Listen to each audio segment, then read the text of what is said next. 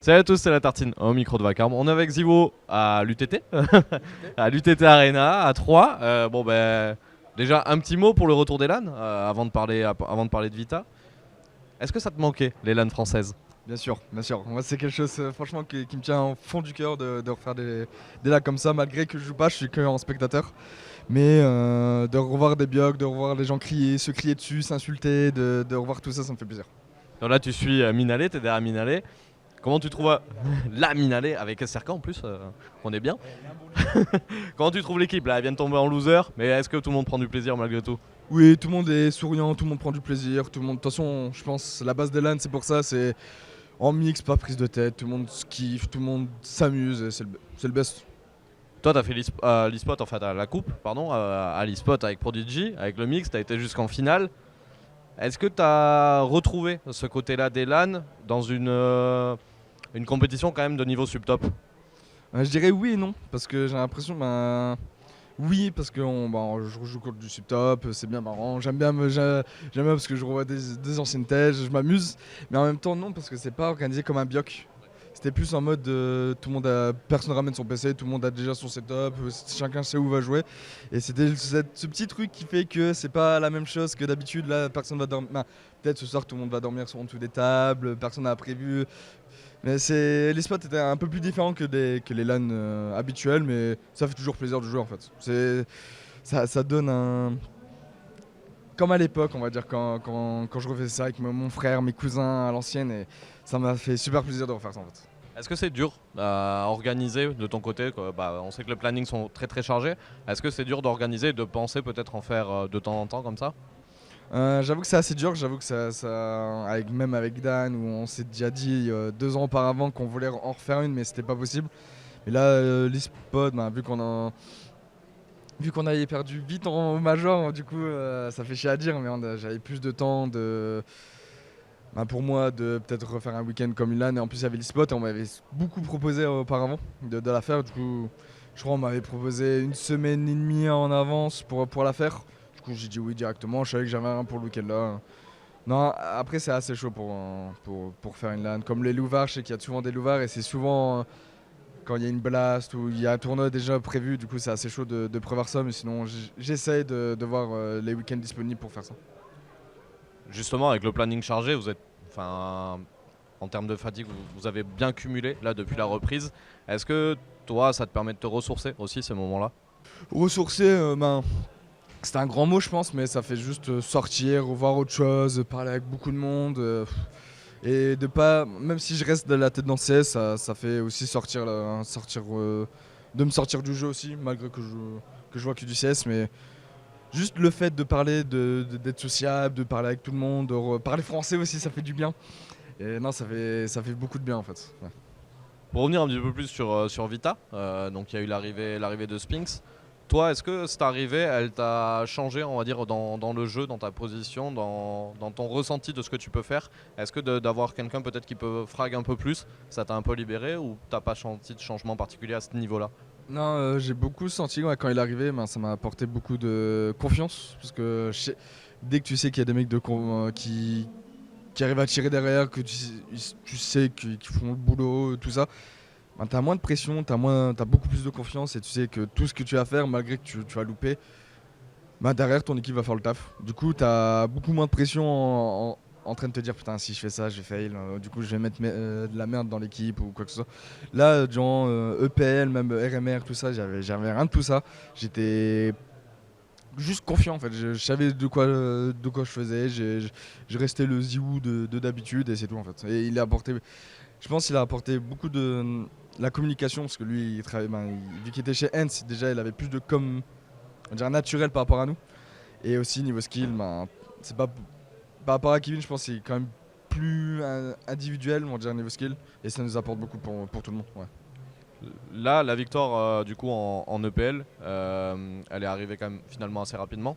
Est-ce que ça vous met sur de bons rails, même si après derrière ça n'a pas forcément été facile au niveau des résultats? Est-ce que ça vous met quand même sur de bons rails pour la suite?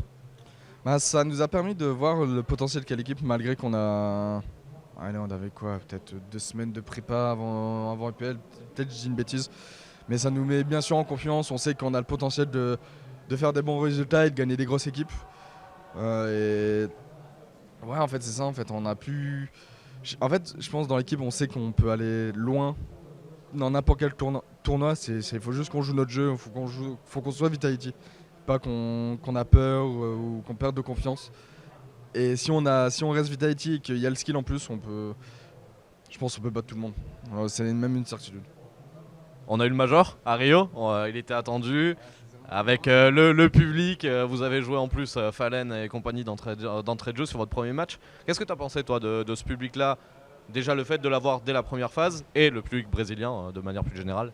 Franchement, c'était fou parce que malgré que tu jouais contre des Brésiliens, bon, tu ressentais les Brésiliens te crier dessus. Même les Danois, on les a vus. Mais c'était fou en fait parce que malgré parce que tu as des tournois comme Copenhague, ou s'il n'y a pas de Danois qui jouent, c'est un peu calme, il n'y a pas vraiment d'ambiance. Là, c'était ambiance tous les matchs, n'importe qui pouvait jouer, il y aura ambiance. Parce qu'en fait, il y aura toujours un petit favori dans les matchs. Et les Brésiliens ont compris ça, ils ont choisi les favoris, ils vont crier tout le temps. Genre, il y a des moments où tu sais pas pourquoi, mais ça crie plus que. Bon, quand il y avait Fiora, c'était abusé. Mais franchement, j'ai peut-être la première scène où je sais pas comment dire ça, mais c'était fou à regarder en fait. C'était fou à entendre, à regarder, à vivre aussi. C'était fou. C'est un Major assez particulier. On a eu pas mal d'upsets, pas mal de favoris qui sont tombés très rapidement ou sont pas allés jusqu'au bout. Est-ce que vous l'avez ressenti vous de l'intérieur, que c'était un petit Major particulier à ce niveau-là, au niveau des résultats ou des attentes? Je pense qu'on l'a vraiment ressenti. Déjà, je pense on l'a ressenti, mais c'est quand on sentait que tout le monde pouvait pas battre tout le monde en fait. Il n'y avait pas vraiment de favoris. Déjà, quand on voit la finale Outsider Heroic, je pense qu'il y a très peu de personnes qui avaient prédit ça. Ouais, c'est ça, les Pick'em, ils étaient un peu foutus, mais je pense que tout le monde, dans ce tournoi, tout le monde pouvait battre tout le monde. Il n'y avait pas vraiment de grands favoris. Navi pouvait gagner, mais tu sentais que c'était un peu. Ça struggle un peu. FaZe aussi, FaZe, on a vu, ils sont sortis en 0-3 malgré que c'était les grands favoris du Major qui. En fait, tout le monde pouvait battre tout le monde. Moose a montré un très beau visage, héroïque, outsider. En fait, c'était le tournoi où il n'y avait pas de favori. En fait, c'était le Major où tout le monde pouvait gagner. Et du coup, quand on était sorti, bien sûr, on était déçus parce qu'on sentait qu'aussi, on avait juste à rajouter 5-10% de capacité. On pouvait aller beaucoup plus loin. Et bon, bien sûr, on était déçus à la fin, mais c'est la vie. Là, vous aviez un gros trou entre le Major et la Blast. Comment ça va se préparer là, la Blast dans les jours à venir, parce que ça arrive bientôt. Donc, qu'est-ce que vous allez faire? Dans une semaine, je crois. Et du coup, après Major, on a eu une petite semaine et demie pour bosser. Parce qu'avant même, on a eu 2 mois et demi très chargé où on a eu un seul jour de repos. Du coup, c'était assez tendu. Les nerfs, tout le monde on commence à avoir de la fatigue et tout. Et ensuite, en fait, on n'a pas vraiment préparé un plan pour Blast. On va juste travailler classiquement nos maps. Surtout que maintenant, il y a Anubis qui est arrivé. Du coup, ça change un peu tous nos plans. Mais non, on va juste travailler comme d'hab, faire les journées classiques, la semaine classique. Il n'y a pas vraiment de plan, on va essayer d'améliorer tous nos points qu'on sait. Les points faibles, les enlever ou les améliorer. Et c'est tout en fait, on n'a pas vraiment de plan spécifique pour ça. Et après pour 2023, vous allez couper là, vous allez avoir une coupure ou vous allez quand même enchaîner Du coup, après Blast Abu Dhabi, on a du coup les 2 semaines pour Noël et Nouvel An. On aura seulement ces 2 semaines-là et après on rattaque janvier jusqu'à juin. Parce que juin, maintenant c'est les nouvelles vacances pour nous, si je dis pas de bêtises. Je crois bien. Ouais. Ok, ça marche. On va parler pour terminer du Major à Paris. Toi, qu'est-ce que tu attends d'un Major comme ça en étant le meilleur joueur francophone, enfin même français, en étant meilleur joueur HLTV sur 2 années de suite? Qu'est-ce que tu attends de ce Major-là? En vérité, pour l'instant, je suis même pas encore. Je me suis pas encore téléporté, on va dire, en Major. Pour moi, c'est encore loin. Mais ce que je m'attends, c'est voir du public français fou, en fait. Genre, quand je vais jouer, espérons, on va être qualifié, bien sûr, parce qu'on n'est pas encore là, mais juste fou. Déjà, cette Blast qui va organiser ça, du coup, je pense déjà l'organisation va être fou, parce qu'ils font tout le temps du bon boulot. Et c'est juste. En fait, je m'attends pas à que le Major soit changé ou quoi que ce soit. Je veux juste que le Major soit normal, mais qu'on kiffe. En fait, je pense juste kiffer le Major, c'est quelque chose de particulier aussi. Parce que quand t'es dans la défaite, c'est dur de vivre le Major. Mais je pense de le vivre en plus dans le gagnant, je pense que c'est autre chose. Du coup, je veux juste gagner le Major en fait. Est-ce que le public francophone, c'est quelque chose qui peut te porter personnellement ou ça n'a pas trop d'impact sur toi? Pour l'instant, je sais pas trop, parce que j'ai pas vraiment pensé à ça.